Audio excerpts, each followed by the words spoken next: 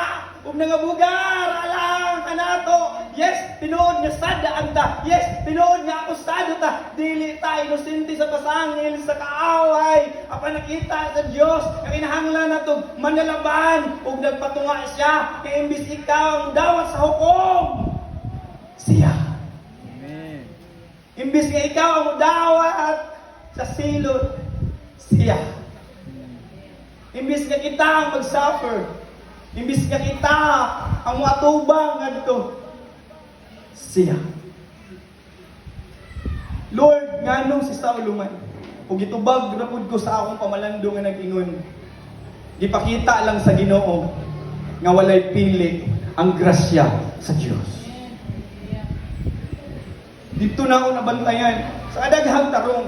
Kanong si Saulo man, daghan na kay nagipamatay Kristohanon. Anong si Saulo man, daghan na kay nagipangdauban ng simbahan. Anong si Saulo man, daghan na kay nagitamay ng Kristohanon. Usay mga question tas mga tao, luwason kahana sa Ginoo. Daot mo na, bisyoso mo na, drug addict mo na, luwason na sa Ginoo. Buba mo nagpanimalay, tanawa ra kong kinabuhi ana, tanawa ra kong panimalay ana, luwason ka na sa Ginoo, tanawa ra kong dagway ana. Daghang mga tao atong kaminusan tungod sa ilang itsura.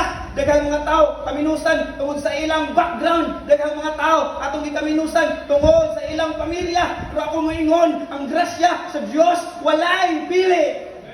Ang grasya sa Dios walay pinalabi. Gihimo niya kining dagaya aron dili nato suluhon kun dili aron muawas kini gatus mga taong nagkinahanglan sa maong kaluoy. Ug ang atong trabaho dili ang maluoy tungod kay ang tinuod nga kita wala man gyoy kaluoy. Apan gipadagaya sa Dios ang maong kaluoy aron mahimo tang maluluyon. Sa unsang paagi na to na dawat ang kaluoy sa Dios kadtong mga panahon nga nasipya ta pero gikaluy-an ra pud sa Dios.